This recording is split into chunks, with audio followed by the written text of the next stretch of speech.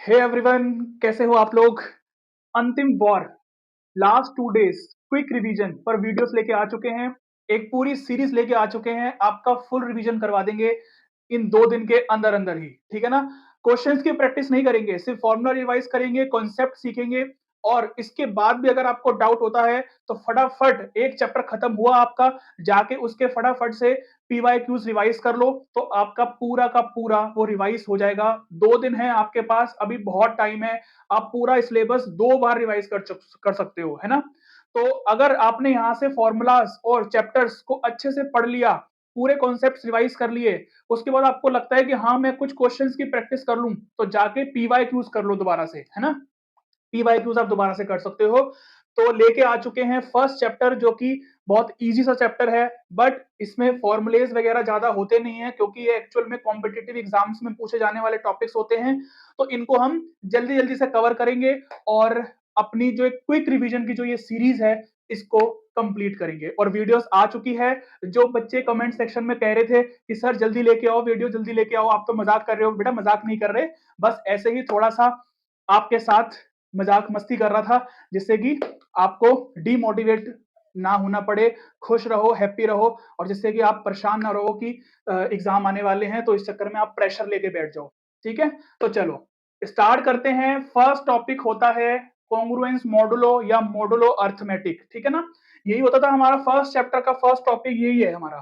तो बहुत सिंपल है, जिसमें ए और बी इंटीजर लेते हैं हम, ठीक है ना। एम क्या है? Positive integer. बेसिक सी बातें हैं, क्विक रिवीजन करना है। ये सीरीज ही ऐसी है कि क्विक रिवीजन करना है फटाफट। ऐसे ही मैट्रिसेस, डिटर्मिनेंट्स की बहुत बढ़िया वीडियो लेके आने वाला हूं आपके पास, कि इतना कॉन्सेप्ट पढ़ा दूंगा बढ़िया तरीके से, ऐसी प्रॉपर्टीज और वो सब पढ़ा दूंगा उसमें कि पूरे मार्क्स लेके आओगे, ठीक है ना। तो पढ़ते रहो साथ में, इसमें भी आपको काफी अच्छे होगी। इसमें देखो ज्यादा फॉर्मुलेस तो होते नहीं है, कॉन्सेप्ट बेस्ड क्वेश्चंस होते हैं। आपको जितनी प्रैक्टिस करोगे उतना बेस्ट है, ठीक है। तो A is congruent to B modulo M, इसको इस तरीके से पढ़ते हैं, कैसे? A is congruent to B modulo M. तो लिखने का तरीका क्या हो गया? A congruence B mod M, ठीक है ना। सिंपल सी बात है। A mod M equal to B mod N, जिसमें कि दोनों का मतलब ये होता है कि A mod M equal to B mod M, ठीक है ना। बहुत सिंपल सी बात है, बहुत सिंपल है। अच्छा, आगे क्या बोला है कि M slash A minus B, that is A minus B mod M equal to 0। बिल्कुल बात सही है कि अगर मैं यहां से a माइनस बी कर दूं, तो a माइनस बी का फिर अगर मैं मॉड निकालूंगा तो वो मुझे आंसर 0 देगा। बिल्कुल देगा, बिल्कुल देगा। आप चेक कर सकते हो कोई भी नंबर निकाल के, ठीक है ना। यहां पर हम क्या लिखते हैं? यहां पर अगर मैं इस m से a को डिवाइड करता हूं, तो जो नंबर आता है रिमाइंडर में, वो रिमाइंडर ही यहां पर लिखा जाता है।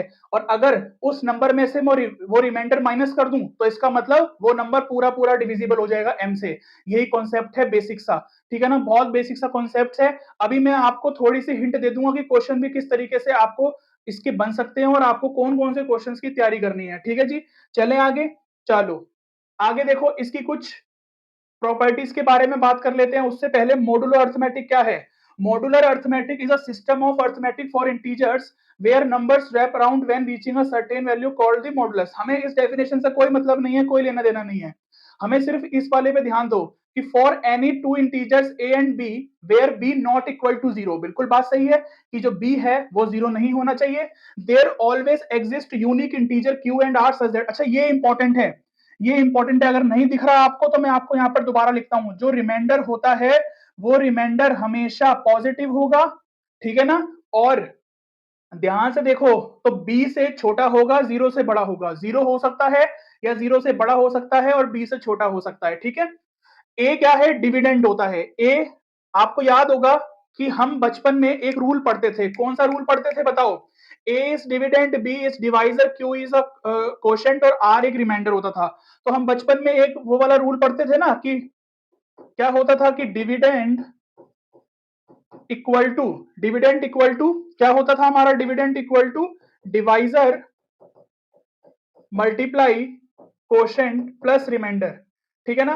वही कॉन्सेप्ट यहां पर लगाया हुआ है, A equal to B Q plus R, ठीक है ना। ये सिंपल सी बात है, जो कि स्टार्टिंग इससे करनी थी बट हमने उससे कर दी, कोई बात नहीं। पहले मॉड्यूलर अर्थमेटिक का कॉन्सेप्ट समझते हैं, फिर कॉन्ग्रुएंस मॉडुलो आता है एक्चुअल में, बट कोई बात नहीं। इंपॉर्टेंट चीज ध्यान रखो ये वाली, ठीक है ना। 1 मार्क्स में क्वेश्चन ऐसे भी बन सकते हैं, आर जो होगा 0 हो सकता है या 0 से बड़ा होगा और बी से छोटा होगा, और बी जो होता है वो हमेशा हमारा क्या होगा, अच्छा बी 0 नहीं हो सकता और बी जो होता है पॉजिटिव होता है, ठीक है ना। चलो आ गई वाली बात समझ में, आ जाओ इसकी कुछ प्रॉपर्टीज कर लेते हैं। बहुत बेसिक प्रॉपर्टीज है कॉन्ग्रुएंस मॉडुलो की। वैसे तो ये प्रॉपर्टीज का हम यूज करते नहीं है क्वेश्चन के टाइम पर, बट सिलेबस में है तो फिर भी देख लो एक बार, ठीक है ना। देखो A congruence B mod M then B congruence A mod M, दोनों का एक ही मतलब है, ठीक है ना। अगर ये है तब ये हो सकता है, ठीक है, आगे पीछे ये दोनों हो सकते हैं। क्लियर है इतनी बात, बिल्कुल क्लियर है। यहां पर देखो कि यहां पर ये बोला है कि A congruence B mod M then A plus minus C B plus minus C mod M, ठीक है। यहां पर कहने का मतलब ये है कि अगर ए कॉन्ग्रुएंस बी मॉड एम लिखा है, अगर मैं यहां पर कोई नंबर ऐड कर दूं, मान लो मैंने यहां पर ये इस तरीके से है, तो अगर मैंने यहां पर कोई नंबर ऐड किया तो यहां पर भी मैं वो नंबर ऐड करूंगा तो एक ही बात होगी, बस इतनी सी प्रॉपर्टी है। सेम वही कि अगर मैंने यहां पर कोई नंबर मल्टीप्लाई कर दिया तो इस तरफ भी मल्टीप्लाई कर दूंगा तो एक ही बात होती है, ठीक है ना। वही सेम काम अगर इसकी पावर में ऊपर कुछ करूंगा तो इसके भी पावर में ऊपर कुछ कर दूंगा तो भी एक ही बात होती है, ठीक है ना। यही कॉन्सेप्ट्स यहाँ पर लिखे हुए हैं, बहुत ही बेसिक बेसिक से कॉमेंट जो है ना वो लिखे हुए हैं कॉन्सेप्ट्स यहाँ पर, प्रॉपर्टीज बस यही है, ठीक है। आगे देखो, if x1 is a solution of ax congruence b mod m then any other integer x2 congruence x1 is also a solution, ठीक है ना। ये आप रीड कर सकते हो, बाकी ये इतनी कोई काम की नहीं है आपकी, ये बेसिक प्रॉपर्टीज बस आपकी काम की है, इनको एक बार खाली रीड कर लो। इन प्रॉपर्टीज का कुछ खास यूज होने वाला नहीं है, मैं आपको बता रहा हूं। अच्छा अब ये फटाफट से देखते हैं जरा क्वेश्चंस कैसे बन सकते हैं, जो कि मैंने अभी लास्ट वीडियो जो बनाई थी ना जिसमें मैंने डिटेल में कॉन्सेप्ट समझाए थे, कि मतलब उसमें मैंने आपको बताया था कि किस तरीके से आपको क्या क्या टॉपिक्स पढ़ने हैं और क्या क्या रिविजन करना है। तो जैसे कि मैंने आपको बताया था ना कि 3 की पावर 49 अगर ये है और इसमें पूछा गया कि फाइंड लास्ट 2 डिजिट ऐसे करके, तो आप निकाल सकते हो। कैसे निकालोगे, 349 मॉड 100 करना पड़ेगा आपको, ठीक है ना। तो 3 की पावर 49 ओपन नहीं करना, ये किस तरीके से करना है आप समझ गए होंगे, ठीक है ना। जब लास्ट 2 डिजिट की बात करेगा तो 100 मॉड लेना है, अगर लास्ट डिजिट कहेगा तो 10 से लेना है, और आपका यहां पर अगर लास्ट 3 डिजिट कहेगा तो 1000 लेना है, ठीक है ना। समझ गए आप, इस तरीके से आपको ये करना है। उसके बाद 3 की पावर 50 डिविजिबल बाय 12, अगर इस तरीके से कुछ बनता है तो वही है 3 की पावर 50 मॉड 12 करके आपको निकालना है, जो रिमाइंडर बचेगा वो आपका आंसर है। बहुत सिंपल, ठीक है ना। एक टाइमिंग वाला क्वेश्चन मैंने आपको बताया कि अगर 8:30 AM टाइमिंग है तो वो पूछेगा कि 5:30 या कुछ भी कह सकता है 7:49 1/2 आवर्स ऐसे करके, कि इतने घंटे के बाद क्या टाइमिंग बन रही होगी। तो आपको पता है कि टाइमिंग वाले क्वेश्चन में आप क्या करते हो, आपको मॉड मॉड 24 लेना होता है टाइमिंग वाले क्वेश्चन में, ठीक है जी। इस तरीके के बेसिक बेसिक क्वेश्चंस होते हैं जो बनते हैं इसमें से। अभी आगे चलते हैं फिर बताऊंगा और क्वेश्चंस क्या बन सकते हैं। चलो ये देखो, इक्विवेलेंस क्लास और कॉन्ग्रुएंस क्लास, ये चीज क्या है, ये चीज बहुत कम बच्चों ने पढ़ी होती है, बट एक बार ये वाली चीज देख लो कि क्या है, ठीक है ना। सिलेबस में है ये, जब टर्म 1 और टर्म 2 हुआ था ना तब ऐसा एक क्वेश्चन बन गया था कि कॉन्ग्रुएंस जो इक्विवेलेंस बनता है वो क्या है। तो जो कॉन्ग्रुएंस मॉडुलो होता है वो एक इक्विवेलेंस रिलेशन होता है, वो ट्रांजिटिव सिमेट्रिक और आपका जो reflective reflexive sorry reflexive symmetric और ट्रांजिटिव तीनों होता है, ठीक है ना। डिटेल में पढ़ने की जरूरत नहीं है, एक नंबर का क्वेश्चन अगर आया तो आप ध्यान रखना कि एक इक्विवेलेंस रिलेशन होता है, ठीक है ना। अच्छा अगर कोई इक्विवेलेंस है तो उसकी क्लास भी होती है, अब वो क्लास कैसे निकालनी है हम उस पर बात करते हैं, ठीक है ना। तो इसमें कुछ ज्यादा डिटेल में पढ़ने की जरूरत नहीं है। अगर ए मॉड बी हमें निकालना है तो उसका लिखने का तरीका होता है ये, ठीक है ना। लिखने का तरीका देख लो उसका, बस हमें सिर्फ इससे मतलब है। एक क्वेश्चन भी मैंने यहां पर ले लिया साथ में जिससे कि आपको पता चल जाए। क्वेश्चन ऐसे पूछेगा कि इक्विवेलेंस क्लास बताओ 3 मॉड m 3 मॉड 5, एक नंबर में क्वेश्चन, तो आपको एक्चुअल में ये फाइंड करना है ना, 3 ऐसे लगा के, ये इक्विवेलेंस क्लास का ब्रैकेट होता है और नीचे b, तो यहां पर 5 आ जाएगा। तो सिंपल आपको क्या करना है, लेट करना है b congruence 3 mod m b इधर जाके माइनस हो जाएगा, 3 इधर जाके माइनस हो गया, इक्वल टू में 5k। ये आपने कॉन्सेप्ट पढ़ा हुआ है कि अगर a congruence b mod m है तो हम इसको कैसे कह सकते हैं, a minus B equal to m के m मल्टीप्लाई के, वही वाला कॉन्सेप्ट यहां पर लगा हुआ है। उसके बाद हमें पता है कि k जो होता है वो इंटीजर ही लेना है, हमें इंटीजर होता है, तो यहां से b इक्वल टू 3 इधर जाके प्लस हो गया तो 3 प्लस 5k, यहां से k की वैल्यू पुट करते रहो और आपकी इक्विवेलेंस क्लास निकलती रहेगी। तो इंटीजर का मतलब 1 भी आ सकता है, -1 भी और 0 भी। तो पहले 0 पुट किया तो 3 आया, फिर 1 पुट किया तो 5 आया और -1 पुट किया तो -5 आया। तो इसको लिखने का तरीका ऐसे होता है कि 3 प्लस -5 पूरा सॉल्व नहीं करके दिखाना होता, यहां पर आपको ऐसे ही छोड़ना है एग्जाम में, ठीक है ना, एग्जाम में ऐसे ही छोड़ना है इसको। इसको बोला जाता है कॉन्ग्रुएंस क्लास। खत्म कहानी। 1 नंबर का क्वेश्चन है, कुछ भी नहीं करना, बिल्कुल बेसिक सा क्वेश्चन है, ये ध्यान रखना है चीजें। तो आप ये देख लो, स्क्रीनशॉट ले लो अगर आपने नहीं पढ़ा ऐसा तो।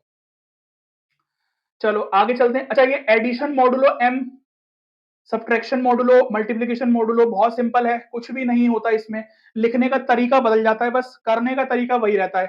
अगर मान लो इस तरीके से आपको लिखा हुआ आया तो मतलब क्या होता है उसका कि a और b को ऐड करना है, a और b को ऐड करना है हमें, ठीक है ना, क्या करना है, ए और बी को ऐड करना है और फिर उसका साथ में हमें क्या निकाल देना है, मॉडुलो। बस ये बन गया एडिशन मॉडुलो। सब्ट्रैक्शन में भी वही है, सेम लिखने का तरीका ये हो गया कि लिखने का तरीका ऐसा हो जाता है कुछ कि ए माइनस बी और इसके पास माइनस के नीचे थोड़ा सा छोटा सा एम करके लिख देते हैं, बस लिखने का तरीका है, करना वही है हमें कि दोनों को माइनस करके हम क्या करते हैं, मॉड एम कर देते हैं। मल्टीप्लीकेशन में भी सेम काम है कि दोनों का मल्टीप्लीकेशन मॉड एम, ठीक है ना, बेसिक सा कॉन्सेप्ट है। ऐसा क्वेश्चन पहले भी 1 नंबर में पूछा गया है, करना कुछ नहीं होता, बस आपको पता चल जाएगा कि करना क्या है, ठीक है ना। मल्टीप्लीकेशन मॉडलों में मल्टीप्लीकेशन करके मॉड निकालना है, इसमें माइनस करके और इसमें एडिशन करके। क्लियर है इतनी बात, बताओ। इसमें बस यही है, देखो कोई फॉर्मूले नहीं है, खत्म हो गया हमारा। सेकंड टॉपिक पर आ जाओ, एलिगेशन एंड मिक्सचर।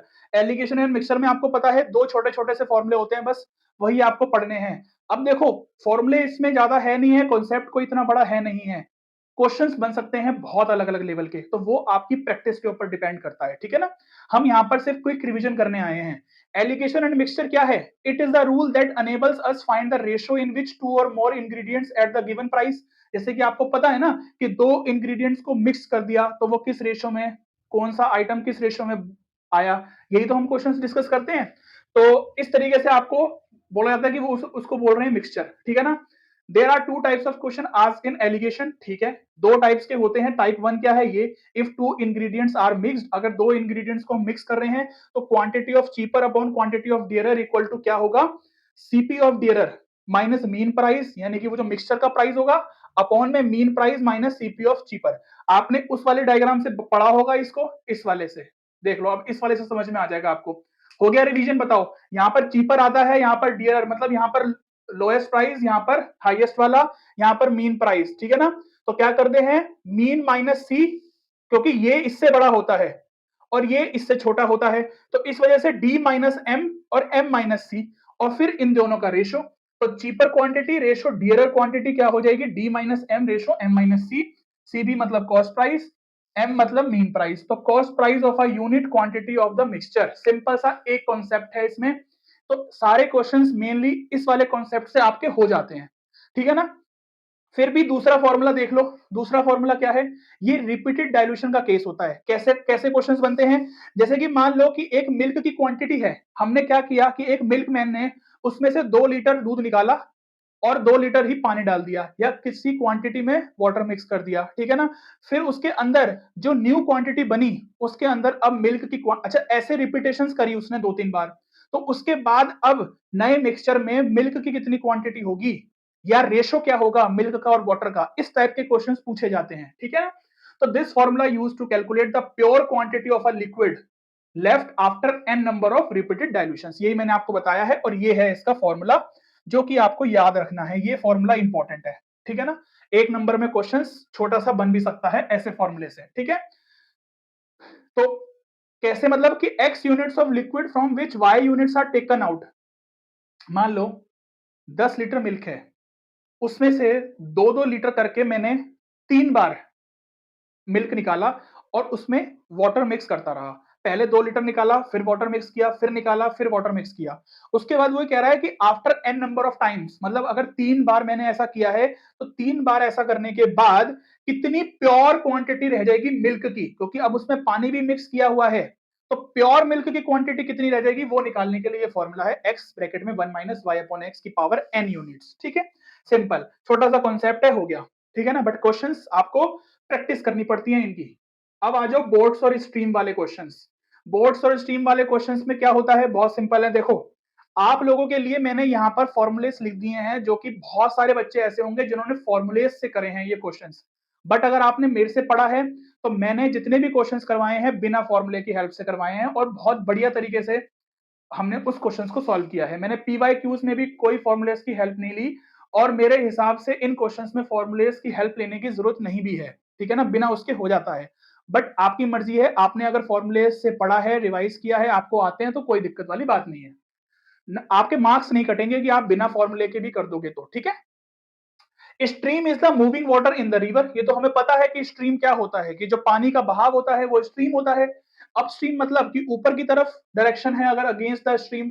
ठीक है ना, डाउन स्ट्रीम मतलब डायरेक्शन अलोंग द। अच्छा ये याद रखो, ये कई बार वर्ड ऐसा आता है कि इससे ना कंफ्यूजन हो जाती है स्टूडेंट्स को। ये वर्ड ध्यान रखो, अलोंग मतलब डाउन स्ट्रीम होता है और अगेंस्ट मतलब होता है अपस्ट्रीम। ठीक है ना, क्योंकि पानी का बहाव हमेशा नीचे की तरफ होता है। कभी देखा है पानी का बहाव ऊपर की तरफ हो?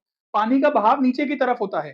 तो इस वजह से अगेंस्ट का मतलब हो गया अपस्ट्रीम और अलोंग का मतलब हो गया डाउन स्ट्रीम।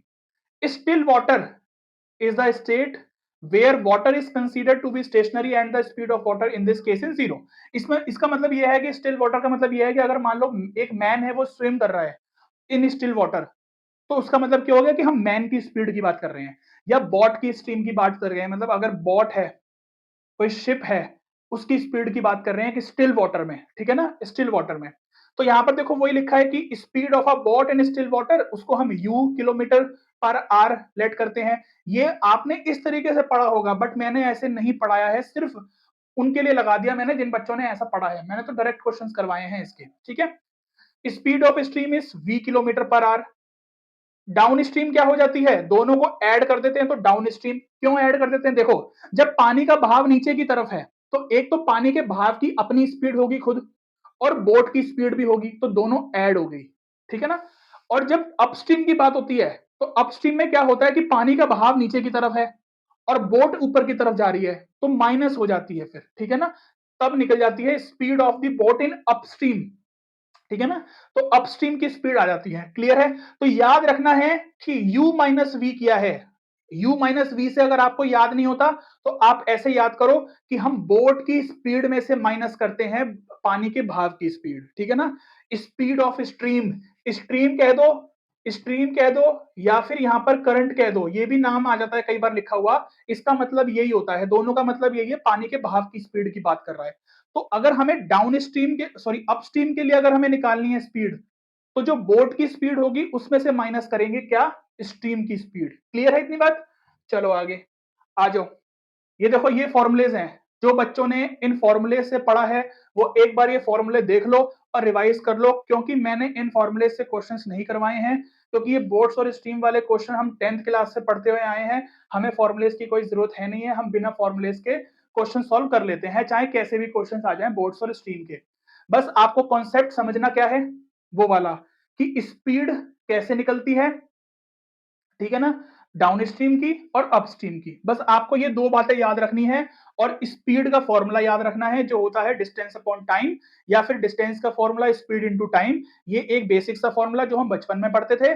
और ये दो फॉर्मूले, अगर हमें अपस्ट्रीम निकालना है तो दोनों को ऐड कर दो स्पीड को, और अगर डाउन स्ट्रीम निकालना है तो बोट की स्पीड में से माइनस कर दो स्ट्रीम की स्पीड। ठीक है ना, ये फटाफट फॉर्मुलेस देख लो आप कि इस तरीके से लिखे हुए हैं। देखो वही है ये डाउन स्ट्रीम स्पीड बोट। देखो ये चीज याद रखो, यहां पर हम यहां पर क्या करते हैं, बोट की स्पीड को x मानते हैं और स्ट्रीम की स्पीड को y मानते हैं। तो आप अपने दिमाग में ये चीज बिठा लो कि बोट की स्ट्रीम x रहेगी किलोमीटर पर आवर और स्ट्रीम की स्पीड y रहेगी। ठीक है ना, दोनों को ऐड कर देंगे तो डाउन स्ट्रीम की स्पीड आ जाएगी, x में से माइनस कर देंगे y को तो अपस्ट्रीम की स्पीड आ गई। इनको क्या रटे हम, क्या याद करें इनको, u और v लेके क्यों कंफ्यूज होना है, मत हो कंफ्यूज। ठीक है ना, तो देखो ये चीज निकल के आ गई आपकी। बस इस तरीके से हमने इसको सॉल्व किया है, इसका एक डायरेक्ट फॉर्मूला इन्होंने बना दिया, ठीक है ना। बट वही है कि हम फॉर्मूले से करते नहीं है कि distance covered by boat in down stream is same as the distance covered by the boat upstream, हम कर लेते हैं बिना उसके। बट आपको अगर फॉर्मूले से करना है तो आप कर सकते हो, स्क्रीनशॉट ले लो इसका, ठीक है ना, स्क्रीनशॉट ले लो फॉर्मूले इसका, बाकी आपकी बुक में है ही है, इसको रिवाइज कर लो, ठीक है ना, फॉर्मूला रिवाइज कर लो एक बार। अगर आप डायरेक्ट फॉर्मूले से करना चाहते हो तो कर लो, डायरेक्ट सीखना चाहते हो अभी भी टाइम है, जाके वीडियो देख लो आप वाटर स्ट्रीम की, और जहां पर क्वेश्चंस मैंने करवाए हैं आपको समझ में आ जाएगा, ठीक है। चले आगे, बताओ आगे पाइप्स एंड सिस्टम्स। ये देखने में एक छोटा सा नुन्नू मुन्नू सा कंसेप्ट लगता है ये पाइप्स एंड सिस्टम वाला, बट इसमें से इंपॉर्टेंट टॉपिक है, ये सबसे ज्यादा इंपॉर्टेंट टॉपिक है, फर्स्ट यूनिट में से सबसे ज्यादा इंपॉर्टेंट टॉपिक्स है पाइप्स एंड सिस्टम। मैंने बार बार बोला है, इसमें से 3 नंबर का क्वेश्चन भी बन जाता है और 4 नंबर की केस स्टडी भी बन जाती है, ठीक है। बार बार बोलता आया हूं मैं, ये वाली चीज है। इनलेट का मतलब क्या होता है कि पानी अगर हम बाहर की तरफ निकाल रहे हैं तो एक टैंक में से, ठीक है ना, बाहर की तरफ अगर पानी निकल रहा है तो एक पाइप से वो इनलेट है, ठीक है ना। आउटलेट का मतलब क्या हो जाता है, सॉरी, इनलेट का मतलब हो जाता है कि पानी अंदर की तरफ भर रहे हैं हम पाइप से एक टैंक में, और अगर उस टैंक में से पानी बाहर निकल रहा है पाइप के थ्रू तो इसका मतलब आउटलेट, सिर्फ ये मतलब है। इस क्वेश्चन में ध्यान रखना है कि यहां पर हम हर बार जब भी बोलते हैं कि एक pipe can fill a tank in x hour, कि एक पाइप इतने घंटे में भरता है, तो हम हर बार क्या करते हैं, हम 1 घंटे में बताते हैं कि उसका कितना टैंक भर गया होगा 1 घंटे में। तो अगर देखो एक टैंक 10 घंटे में भरता है तो 1 घंटे में वो उस टैंक का 1/10 पार्ट भर देगा। सिंपल सा कॉन्सेप्ट है, रटने वाला कुछ नहीं है इसमें। ऐसे ही अगर एक पाइप है, एक पाइप के थ्रू एक टैंक इतने घंटे में खाली करता है पूरे टैंक को, तो वो 1 घंटे में उस पाइप से उस टैंक को उसका इतना पार्ट खाली कर देगा, ठीक है, सिंपल। अब यहां पर देखो, अगर दोनों कॉन्सेप्ट लग रहे हैं कि if a pipe can fill a tank in x hours and another pipe can empty the full tank in y hours, तो क्या करना है, दोनों को माइनस कर देता है, 1/x माइनस 1/y, ठीक है। ऐसे ही देखो यहां पर, बस यहां पर इन्होंने 1/x और 1/y लिखा है क्योंकि यहां पर y ग्रेटर देन x है और यहां पर x ग्रेटर देन y है, तो इस वजह से 1/y माइनस 1/x कर दिया, और कुछ नहीं है, दोनों का मतलब एक ही है। देखो अब इस पूरे में और कोई फॉर्मूले नहीं है, सिर्फ ये जो बातें लिखी है ना, इन्हीं से ही इतने टाइप के क्वेश्चंस बन सकते हैं, इतने हार्ड लेवल के क्वेश्चन भी बन सकते हैं पाइप्स और सिस्टम्स में से कि आप देख के हिल जाओगे। इस वजह से जितने एमएल अग्रवाल में क्वेश्चन हैं वो कर लो, एग्जाम्पल कर लो सिर्फ पाइप्स एंड सिस्टम के, सबके नहीं बोल रहा, पाइप्स एंड सिस्टम के एग्जाम्पल कर लो एमएल अग्रवाल में जो है, बाकी पीवाईक्यूज कर लो, ठीक है ना। तो आपको समझ में आ जाएगा क्योंकि पाइप्स एंड सिस्टम कॉन्सेप्ट है तो बहुत इंपॉर्टेंट और मजेदार है। रेसेस एंड गेम्स, इसमें भी कोई फॉर्मूला नहीं है, सिंपल कॉन्सेप्ट है, पढ़ लो इसको फटाफट। की रेस क्या है, अ contest of speed in running riding driving, इसमें तो क्या ही पढ़े, रेस तो सबको पता है क्या होती है, छोड़ो। रेस कोर्स क्या है, द ग्राउंड और path on which the contest are made is called the race course, ठीक है। जहां पर हम रेसिंग हो रही है उस पाथ को बोल रहे हैं रेस कोर्स। स्टार्टिंग पॉइंट जहां से रेस स्टार्ट हो रही है, विनिंग पॉइंट या गोल जहां पर रेस एंड हो रही है, winner the person who first reaches the winning point is called a winner. Simple सी बातें, इसमें तो क्या ही हम पढ़ें, ठीक है ना, कुछ नहीं है इसमें पढ़ने लायक। डेड हीट पढ़ लो क्या होता है, डेड हीट को मतलब एक बार रीड कर लो। If all the person contesting a race reach the goal exactly at the same time then the race is said to be dead heat race. मान लो 4 लोग रेस में भाग रहे हैं, चारों के चारों एक साथ पहुंच गए एक ही टाइम पर, एक सेकंड भी आगे पीछे नहीं हुआ। वैसे तो ऐसा होता नहीं है, बहुत कम चांस होता है, बट ऐसा होता है, अगर हो गया तो उसको बोला जाता है डेड हीट रेस, ठीक है ना, डेड हीट रेस बोल दिया जाता है उस रेस को। स्टार्ट का मतलब यहां पर क्या है, suppose A and B are two contestants in a race, if before the start of the race A is at the starting point and B is ahead of A by 15 metre. क्या मतलब है, revise हो जाएगा इस example के through आपको, कि दो बंदे हैं ए और बी जो रेस में भाग रहे हैं, ए तो स्टार्टिंग पॉइंट पर खड़ा है, बट ए जो था ना उसको इतना कॉन्फिडेंस था अपने ऊपर, उसने बी को कहा कि भाई तू 15 मीटर आगे जाके खड़ा हो जा, ठीक है ना। तो वो 15 मीटर आगे खड़ा हो गया, then we say that A gives B a start of 15 metre. इसका मतलब ये हो गया कि ए ने बी को 15 मीटर का स्टार्ट दे दिया कि चल भाई तू 15 मीटर आगे जाके खड़ा हो जा, ठीक है। So in case to cover a race of 100 meter, A will have to cover 100 meter, will B will have to cover only this. अब जब A है वो अगर 100 मीटर की रेस कवर कर चुका है अपनी पूरी, ठीक है ना, अगर A ने, देखो यहां पर क्या लिखा है कि in case to cover a race of 100 metre A will have to cover 100 metre while B will have to cover only 85 metre. बात बिल्कुल सही है कि अगर A ने 100 मीटर की डिस्टेंस कवर कर ली है पूरी, तो उस केस में B ने तो 85 मीटर की डिस्टेंस ही कवर करी होगी, नहीं?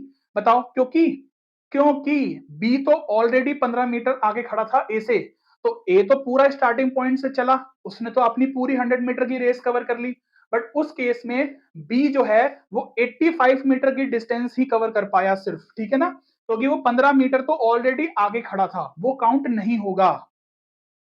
इन अदर वर्ड्स हम कह सकते हैं कि we can say that to cover a race of 100 metre A can give B 15 metre और A can give B a start of 15 metre और A beats B by 15 metre. देख रहे हो कि इनसे क्या पता चल रहा है आपको कि इससे ये है कि A ने B को 15 मीटर का स्टार्ट दे दिया और जब 100 मीटर की रेस हुई पूरी, तो उसने तो पूरी 100 मीटर की रेस कवर कर ली, बट उस केस में जो B है वो 85 मीटर की रेस ही कवर कर पाया, तो इसका मतलब A ने B को 15 मीटर से बीट कर दिया, ठीक है ना। A beats B by 15 metres. इस टाइप के क्वेश्चंस हम करते हैं रेस और गेम्स में और बहुत इजी क्वेश्चंस होते हैं। चलो आ जाओ, एक क्वेश्चन भी यहां पर मैंने लिया है, देख लेते हैं। गेम्स क्या है? गेम्स बहुत इजी है कि a game of 100 means that the person among the contestants who scores 100 points first in the winner. If A scores 100 points while B scores only 20 points, then we say that A can give B 20 points. Simple सी बात है इसमें, है ना, simple सी बात है, ये तो आपको अच्छे से पता ही है। चलो एक एग्जांपल देखते हैं कि A man can run 1 kilometre in 3 minute 10 seconds and B can cover the same distance in 3 minute 20 seconds. By what distance can A beat B? अच्छा, एक तो 1 किलोमीटर, क्या 1 किलोमीटर,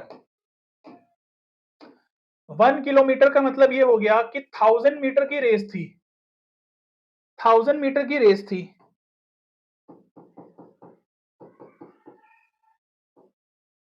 1000 मीटर की रेस में इस रेस को जो ए है वो तो 3 मिनट 10 सेकेंड में कवर करता है, ठीक है ना। तो हम ऐसा करते हैं, इसको भी सेकंड्स में चेंज कर लेते हैं, सेकंड्स में ही चेंज कर लेते हैं इसको भी पूरा। तो 3 मिनट का मतलब हो गया 180 सेकंड्स प्लस 10 इक्वल टू कितना आ गया? ये 190 सेकंड्स। और जो बी है वो सेम डिस्टेंस कवर करता है 3 मिनट 20 सेकंड्स में, यानी कि यहां पर हम देखें तो 120 प्लस 180 प्लस 20 यानी कि 200। दोनों 1000 मीटर की रेस को कंप्लीट करते हैं, बट ए कर लेता है 190 सेकंड्स में और बी कर लेता है 200 सेकंड्स में। इसका मतलब यहां पे हमें ये तो दिख रहा है कि जो ए है ना वो बीट कर रहा है बी को बाय 10 सेकंड से। ये तो हमें समझ में आ रहा है ना कि ए 190 सेकंड्स में खत्म कर लेता है और बी 10 सेकंड्स में। वो ये कह रहा है कि कितने मीटर से बीट करेगा ये भी बता दो। चलो ये भी बता देते हैं। जब 1000 मीटर की रेस ए ने पूरी कवर कर ली, कितने 190 सेकंड्स में, 190 सेकंड्स में, और बी ने तो कवर करी है 200 सेकंड्स में, तो उस केस में बी कहीं यहां होगा पीछे की तरफ, थोड़ा सा पीछे 190 सेकंड्स बी, ठीक है ना, बी थोड़ा सा पीछे होगा। तो 1000 मीटर तो नहीं करी होगी ना उसने कवर 190 सेकंड्स में, तो कैसे करेंगे? देखो 1000 मीटर की रेस है, बी ने कवर करी है 200 सेकंड्स में, स्पीड आ गई। बाकी की जो 10 सेकंड्स में बची स्पीड, जो 10 सेकंड्स का जो टाइम बचा, उसमें वो कितने मीटर कवर करेगा वो निकालने के लिए हम यहां से सॉल्व करेंगे।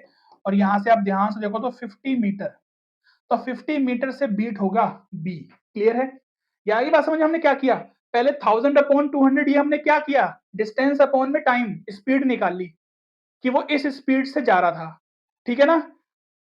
तो अब जो रिमेनिंग 10 सेकंड्स बचे हैं ना, ये जो 10 सेकंड्स बचे हैं 10 सेकंड्स, इसमें वो कितनी डिस्टेंस कवर करेगा? उसमें उसको 50 मीटर की डिस्टेंस कवर करनी पड़ेगी 10 सेकंड्स में। तो इसका मतलब वो 50 मीटर से ही तो बीट हुआ बी। ये कॉन्सेप्ट होता है बस रेस और गेम्स का। ऐसे क्वेश्चंस आएंगे, कोई फॉर्मूले नहीं है इसमें, सिर्फ आपको दिमाग लगाना है, सोचना है, ठीक है ना, प्रैक्टिकल होके सोचना है। ये पूरा चैप्टर ही ऐसा है कि इसमें आपको प्रैक्टिकल सोचनी पड़ती हैं चीजें, फॉर्मूलेज से कुछ नहीं होने वाला। सिर्फ जो एलिगेशन और मिक्सचर में जो एक छोटे से 2 फॉर्मूले हैं बस उसका यूज करो, बाकी चैप्टर बाकी के जो टॉपिक्स हैं उसमें फॉर्मूलेज की कोई जरूरत नहीं पड़ती है। क्लियर होगी इतनी बात? चलो आगे आ जाओ। आगे क्या आ जाता है? Numerical inequality. न्यूमेरिकल इनइक्वालिटी में सबसे पहले कॉन्सेप्ट मैंने लिया है relation between am and GM. इस पर क्वेश्चन आता है, एएम और जीएम के रिलेशन पर क्वेश्चन आता है, ये याद रख लो।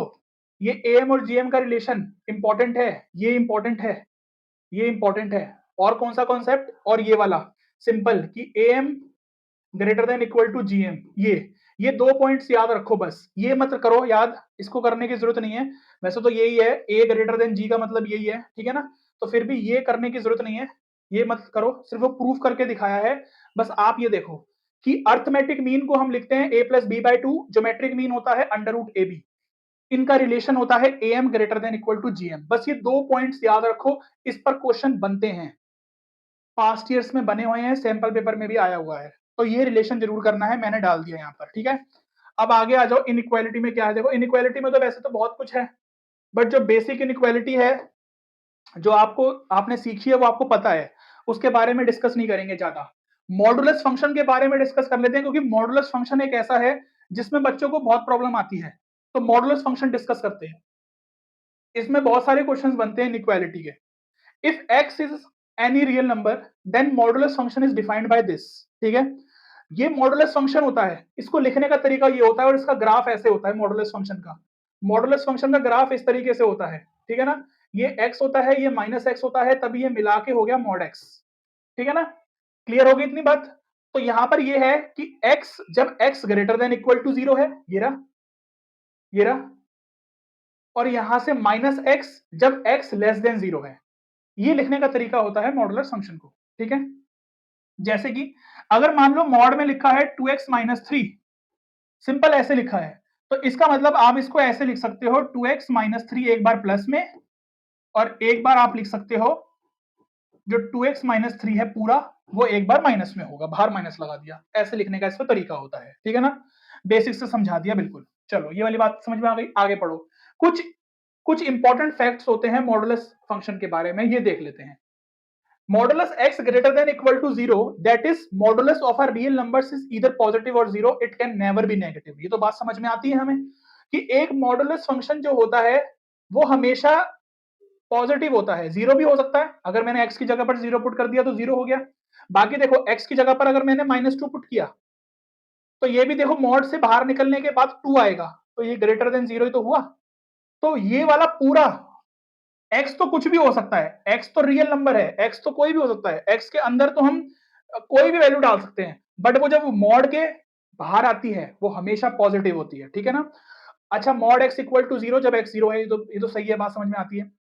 Mod minus x equal to mod x, ये वाली बात बिल्कुल ठीक है, बिल्कुल ठीक है। देखो क्या वो ये कह रहा है कि अगर मॉड में -2 है वो इक्वल टू मॉड 2 होगा क्या? बिल्कुल होगा, बिल्कुल होगा, क्योंकि मॉड -2 मुझे 2 ही देगा और मॉड 2 भी 2 ही होता है, तो ये बात समझ में आती है, बिल्कुल बढ़िया, ठीक है ना। मॉडुलस फंक्शन की इनइक्वालिटी पर क्वेश्चन आते जरूर हैं, ठीक है ना, इसमें से क्वेश्चंस बनते ही वैसे हैं, बहुत बेसिक वाले क्वेश्चन तो इजी होते हैं, वो तो आप कर दोगे कि डबल इनइक्वालिटी है तो आप सॉल्व करके कंबाइंड आंसर दे दोगे, वो आपने सीखा हुआ है इंटरवल्स वगैरह फाइंड करने के लिए। मेन प्रॉब्लम आती है मॉडुलस फंक्शन में। चलो आगे डिस्कस करते हैं कि x equal to mod x if x greater than equal to 0 and x less than mod x if x less than 0। ये क्या कॉन्सेप्ट है समझ लेते हैं। देखो ये सारे कॉन्सेप्ट रटने की जरूरत नहीं है, समझना है, रटना नहीं है इनको, ठीक है ना, समझना है। याद क्या करना है वो भी आगे बताऊंगा मैं आपको। x जब 0 या उससे बड़ा है तो ये दोनों बराबर होंगे, बिल्कुल बात सही है, बराबर होंगे। 0 पुट करो यहां पर तो 0 आएगा, अगर 1 पुट करो तो दोनों में 1 आएगा, 2 पुट करो दोनों में 2 आएगा, 3 पुट करो दोनों में 3 आएगा। अगर x लेस देन 0 है तो यहां पर जो x होगा वो मॉड x से छोटा होगा, बिल्कुल बात सही है। एग्जांपल देखो कि अगर x की वैल्यू मैंने -2 ली तो क्या ये जो x है ये लेस देन मॉड x होगा क्या? आओ चेक करते हैं, x की जगह पर -2 पुट करो, ये लेस देन -2, और हमें पता है कि मॉड ये तो पॉजिटिव दे देता है, तो -2 लेस देन 2, बिल्कुल बात सही है, ये कंडीशन सही है। बस ये कंडीशन आपको समझनी है, लर्न नहीं करनी है, ठीक है ना। अगर मॉड के अंदर ऐसे मल्टीप्लाई में 2 नंबर दिए हुए हैं तो आप अलग अलग मॉड लेके सॉल्व कर सकते हो, या एक साथ मल्टीप्लाई करके भी मॉड निकाल सकते हो, एक ही बात होती है। ऐसे ही डिवाइड में अलग अलग मॉड ले सकते हो, बट y जो है वो 0 नहीं हो सकता। क्यों? रीजन, क्योंकि डिनोमिनेटर 0 नहीं होता। ठीक है, क्लियर हो गई इतनी बात? चले आगे। अब ये देखो, ये आपको ध्यान रखने हैं। अगर ये चीजें आपको पता होंगी ना तो आप डायरेक्ट क्वेश्चन कर सकते हो, आपको ज्यादा सोचना नहीं पड़ेगा। ठीक है ना, क्या है ये? If L is any positive real numbers and X belongs to R, अभी मैं आपको समझा दूंगा एक एग्जांपल लेके, समझ लो। Mod X less than L if -1 X, देखो चलो छोड़ दो इसको, मैं आपको समझाता हूं कि क्या कहना चाह रहा है ये। ठीक है ना, एग्जांपल देके समझा देता हूं मैं आपको। अगर मान लो यहां पर X -3 मॉड में दिया है और यहां पर बोला है कि X ये लेस देन 2 है, इस तरीके से आपको क्वेश्चन दिया है। तरीके दो हैं करने को। आप एक बार क्या करो कि x -3 लेस देन 2 ले लो, और एक बार -x-3 लेस देन 2 ले लो। इसको सॉल्व करो, दोनों का जो कंबाइंड आंसर होगा, जो सेटिस्फाई कर रहा होगा, तो वो आंसर आ जाएगा आपका। ठीक है ना। या फिर आपको ये नहीं करना, डायरेक्ट चाहते हो आप, तो याद रखो कि अगर ये लेस देन हो या फिर इक्वल टू में भी हो, तो आप डायरेक्ट लर्न करो इसका आंसर। इसका आंसर क्या होगा? -2 से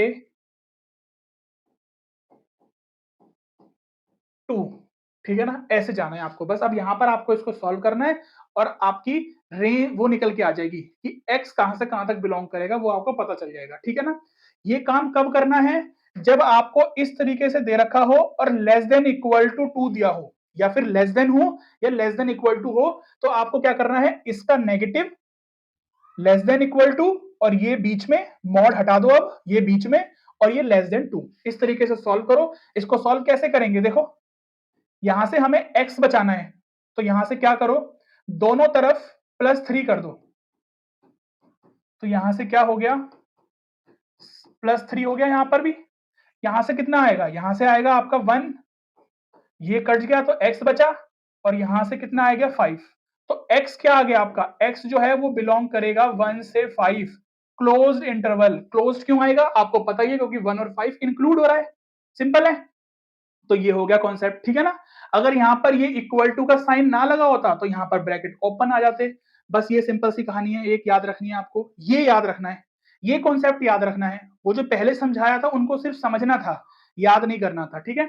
आगे देखो सेकंड पॉइंट, सेकंड पॉइंट में क्या बोला है। अच्छा, सेकंड पॉइंट तो ये वही हो गया जो मैंने आपको अभी समझाया था ना, वही हो गया। बस इसमें लेस देन था, इसमें लेस देन इक्वल टू है, तो दोनों का मतलब एक ही है। ठीक है ना। बस इसमें ओपन ब्रैकेट आ जाएगा जब इक्वल टू नहीं होगा, और जब इक्वल टू होगा तो क्लोज ब्रैकेट आ जाएगा। अब ग्रेटर देन वाला देख लो कि ग्रेटर देन हो या ग्रेटर देन इक्वल टू हो, तो क्या करें, तो क्या करें, इसको समझ लो। जब यहां से एग्जांपल, इसको भी एग्जांपल लेके समझते हैं। मान लो x -5 है और यहां पे दिया है ग्रेटर देन इक्वल टू 3 ले लेते हैं। ठीक है ना। अब क्या करोगे, अलग अलग करके सॉल्व करोगे, टाइम वेस्ट होगा। आप क्या करो, आप यहां पर x -5 को एक बार तो रखो इसके नेगेटिव के, लेस देन इक्वल टू -3, और एक बार रखो ग्रेटर देन इक्वल टू 3। ठीक है ना। ये याद रखना है आपको, ये आपको लर्न होनी चाहिए चीजें डायरेक्ट। ठीक है ना। क्लियर है इतनी बात? वैसे तो ये निकली वैसे ही है, बट आपकी मर्जी है कि आप वैसे निकालना चाहते हो बट डायरेक्ट लर्न करना चाहते हो। ठीक है ना। यहां से सॉल्व करोगे तो x -5 ये +3। ठीक है ना, या इसको उधर भेजते हैं, है ना, x -3 +5, तो ये आ जाएगा x लेस देन 2, और जब इसको सॉल्व करेंगे तो ये आ जाएगा x ग्रेटर देन 8। क्या मतलब हो गया इसका? इसका मतलब हो गया कि x की वैल्यू 2 से छोटी है, 8 से बड़ी है। तो 2 से छोटी का मतलब क्या, -इन्फिनिटी से लेके 2। इस पर तो ओपन ब्रैकेट आता है क्योंकि इसमें इक्वल टू है, तो यहां पर 2 के साथ आ गया क्लोज ब्रैकेट, यूनियन 8 से बड़ा, 8 से इंफिनिटी। ये हो गया इसका आंसर। ठीक है ना। ये सिर्फ बेसिक समझा रहा हूं मैं मॉडुलस फंक्शन का, क्योंकि मॉडुलस पर क्वेश्चंस आते जरूर हैं, तो आपको कॉन्सेप्ट पता होगा तो आप डायरेक्ट कर सकते हो चीजें। ठीक है ना। तो ये आपको याद रखनी है चीजें कि जब ग्रेटर देन होगा या फिर ग्रेटर देन इक्वल टू होगा, तो आपको क्या करना है, इस अंदर वाले को एक बार लेस देन -3 और एक बार ग्रेटर देन 3। ठीक है ना, लेस देन -3 ग्रेटर देन 3 याद रखना है, ठीक है ना। चलो बस ये हो गया। उसके बाद नीचे some facts about inequalities involving modulus if x और वाई बिलोंग रियल नंबर। ये कुछ सम फैक्ट्स है, आप एक बार पढ़ सकते हो इनको, ठीक है ना। ज्यादा इनका यूज आता नहीं है, बट एक बार फिर भी पढ़ लो, क्योंकि आपकी एमएल अग्रवाल की बुक में दिया हुआ है ऐसा। तो एक बार पढ़ लो बस, ठीक है ना, रीड कर लो एक बार इनको। कहो तो मैं समझा दूं कि मॉड अगर दोनों पर लगा हुआ है तो अलग अलग करेंगे तो ये लेस देन इक्वल टू 0, मतलब लेस देन इक्वल टू होता है ये, ठीक है ना। आप खुद से चेक कर सकते हो, एक्स और वाई की जगह पर कोई भी वैल्यू पुट करो, सेटिस्फाई कर लो प्रॉपर्टी, ठीक है ना। ऐसे ये भी सेटिस्फाई कर लो, आपको समझ में आ जाएगा। क्लियर होगी इतनी बात। X less than y mod में है, तो इसका मतलब इफ एक्स स्क्वायर जो होगा वो लेस देन वाई स्क्वायर होगा। वही है, सेटिस्फाई करके देख लो, बहुत सिंपल सी बात है। एक्स की जगह पर वाई की जगह पर वैल्यू पुट करो, यहां पर भी वही है और यहां पर भी वही है, ठीक है ना। तो ये आप समझ सकते हो, इनको लर्न नहीं करना, इनको लर्न नहीं करना, इसको सिर्फ समझना है। जिनको लर्न करना था वो मैंने आपको बता दिया कि लर्न सिर्फ ये दो चीजें करनी थी, ठीक है ना। कि जब मॉड दिया है और लेस देन है तो उस केस में क्या करना होता है हमें, कि जो भी नंबर दिया है लेस देन के इधर -a से a उसको बीच में रखना है, और अगर ग्रेटर देन है तो उस पूरे को हमें लेस देन इक्वल टू उसके माइनस के रखना है और ग्रेटर देन रखना है उस नंबर के, ठीक है ना। बस ये आपको चीजें ध्यान रखनी है इसमें। क्लियर हो गई इतनी बात, खत्म। खत्म हो गया फुल रिवीजन, ठीक है ना। देखो फर्स्ट चैप्टर में कुछ ज्यादा है ही नहीं, रिवीजन के लिए कोई फॉर्मूले नहीं है, कुछ समझाने वाला कुछ खास नहीं है, ठीक है ना। बस आपको क्वेश्चंस की प्रैक्टिस करनी है। तो इस चैप्टर में क्विक रिवीजन ऐसे ही हो सकता था जैसे मैंने करवाया। अगर आप इससे बेटर रिवीजन कर सकते हो तो कमेंट सेक्शन में बताना कि सर रिवीजन करने का तरीका इस चैप्टर में कुछ और भी हो सकता था, या फिर ये कह दो कि सर आपने जैसे रिवीजन करवाया है वो बढ़िया था, ठीक है ना। तो बस बनाते रहेंगे वीडियो, आपके लिए बना ही रहे हैं, काम चल रहा है। जब हमने बोला है कि अंतिम वॉर है, लास्ट 2 डेज में फोड़ना है, क्विक रिवीजन करना है, तो मजाक नहीं है। एफर्ट्स कर रहे हैं, वीडियो बना रहे हैं, सपोर्ट दिखाओ, कमेंट करो, फटाफट शेयर कर दो और पढ़ते रहो। ऑल द बेस्ट, मिलते हैं नेक्स्ट वीडियो में, बाय बाय।